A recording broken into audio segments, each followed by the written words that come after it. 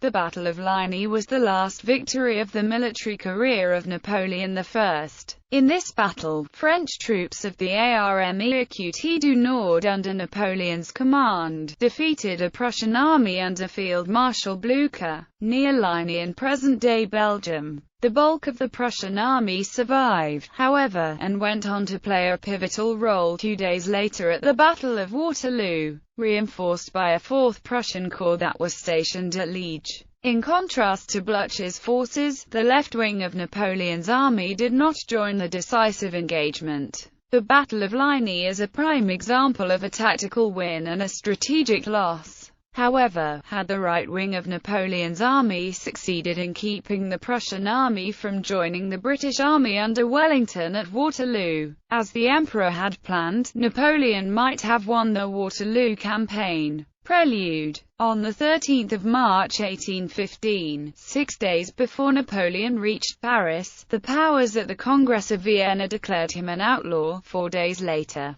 the United Kingdom, Russia, Austria, and Prussia bound themselves to put 150,000 men each into the field to end his rule. Napoleon knew that, once his attempts at dissuading one or more of the Seventh Coalition allies from invading France had failed, his only chance of remaining in power was to attack before the coalition could put together an overwhelming force. If he could destroy the existing coalition forces south of Brussels before they were reinforced, he might be able to drive the British back to the sea and knock the Prussians out of the war. The Duke of Wellington expected Napoleon to try to envelop the coalition armies, a maneuver that he had successfully used many times before, by moving through Mons to the southwest of Brussels. The roads to Mons were paved, which would have enabled a rapid flank march.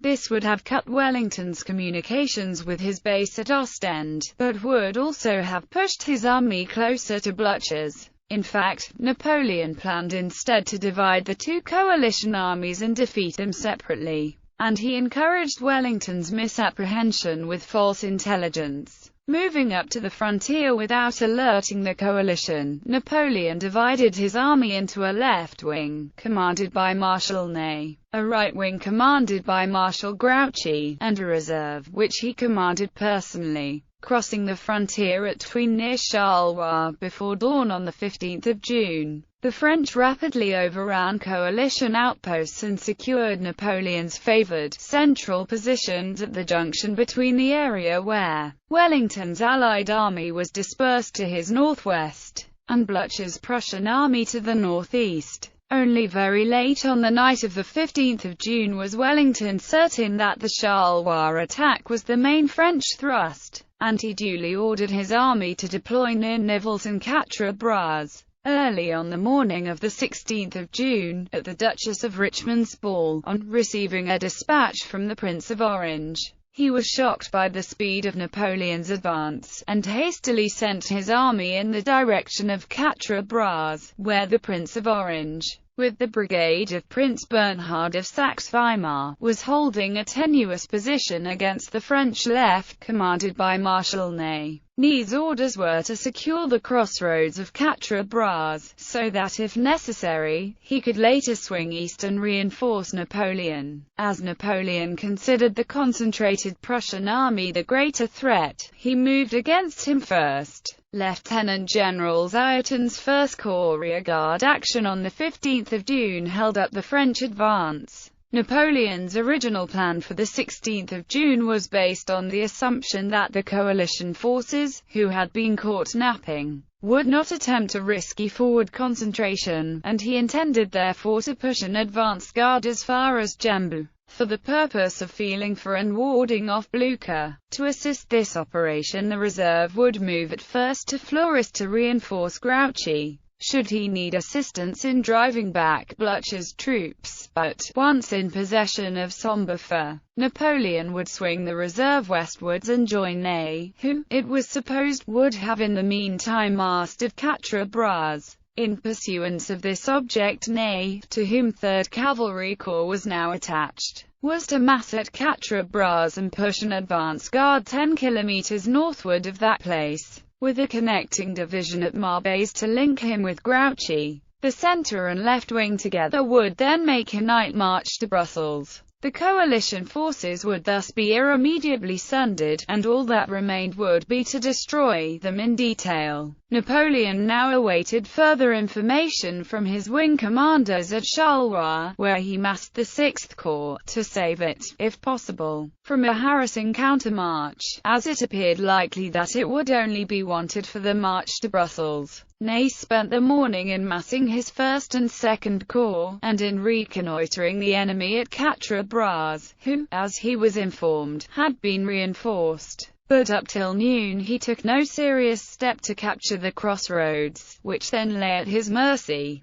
Grouchy meantime reported from Fleurus that Prussians were coming up from Namur, but Napoleon does not appear to have attached much importance to this report. He was still at Charleroi when, between 900 and 1000, further news reached him from the left that considerable hostile forces were visible at Quatre Bras. He at once wrote to Ney saying that these could only be some of Wellington's troops, and that Ney was to concentrate his force and crush what was in front of him, adding that he was to send all reports to Fleurus. Then, keeping Lobau provisionally at Charleroi, Napoleon hastened to Fleurus, arriving about 1100.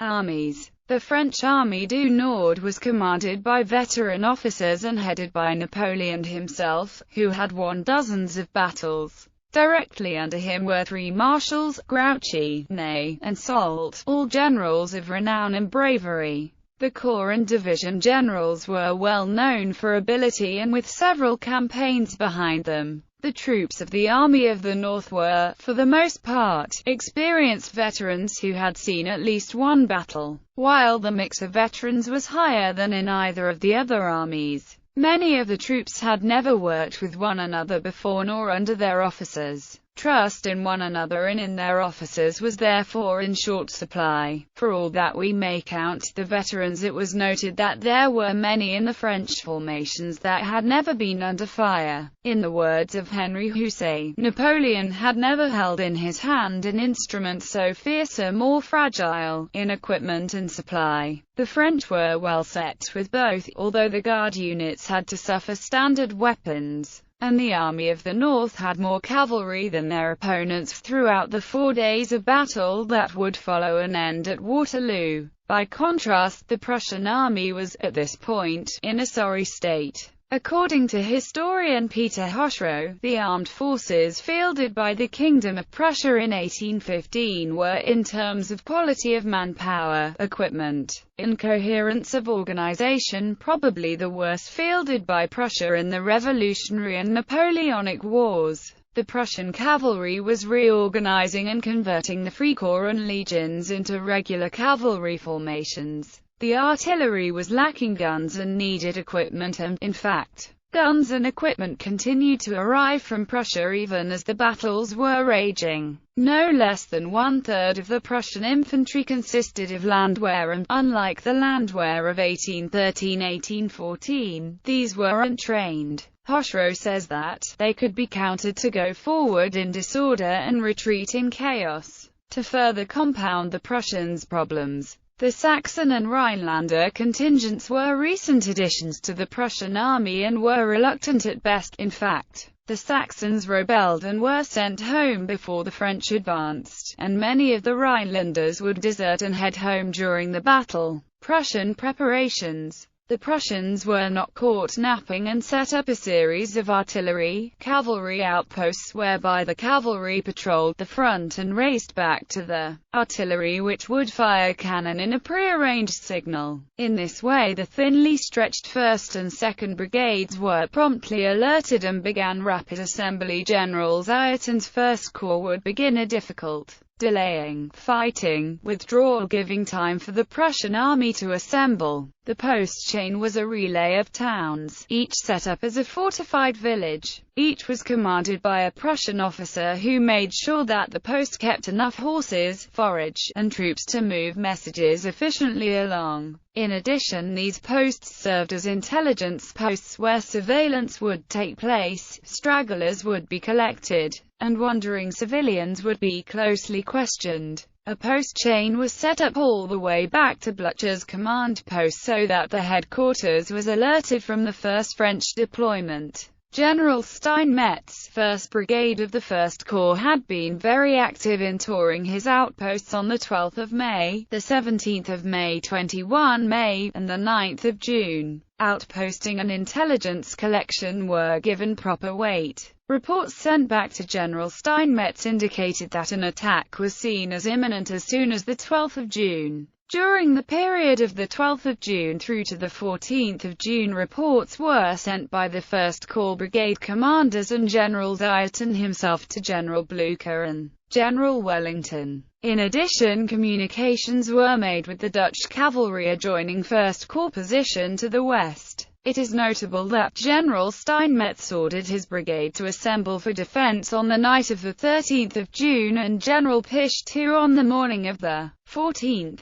So thick was French deployments to their front. The first French attacks were to take place on the 15th of June, converging towards battle. On the 15th of June, Napoleon had crossed the Sambre at Charleroi and had pushed a wedge between Wellington and Blücher. His army was divided into 3 parts. On the left wing 1 corps and 2 cavalry divisions stood under the command of Marshal Ney. On the right wing 2 cavalry corps under Marshal Grouchy, and in the center 3 corps and Milhaud's 4th Cavalry Corps as a heavy cavalry reserve, under the command of Napoleon. Napoleon's most important goal consisted of keeping the 2 opposing armies separated and striking each individually. For this purpose, Ney would move against the Anglo-Allies on Quatre Bras and hold Wellington's forces there. At the same time, the French 3rd Corps under Vandamme and 4th Corps under Gérard would attack the Prussians frontally on their line of defense between Vagnolay, Saint-Amand and Ligny, while Grouchy marched on Sombrefer. Vandamme's corps was reinforced by Gérard's 7th Infantry Division, detached from Reille's 2nd Corps, the bulk of which was at Quatre Bras. Napoleon wanted to advance in the center of the Prussian position at Fleurus and decide the battle with a final advance by the Old Guard. The plan of separation of opposing armies and defeat in detail was an old and favored stratagem of Napoleon's, dating back to his operations in Italy, and had been the deciding factor in his campaigns in Austria, and in his battles with the Fifth Coalition. Blücher's troops consisted of the 1st Prussian Corps under Dieton, the 2nd Corps under Piche and the 3rd Corps under Thielmann.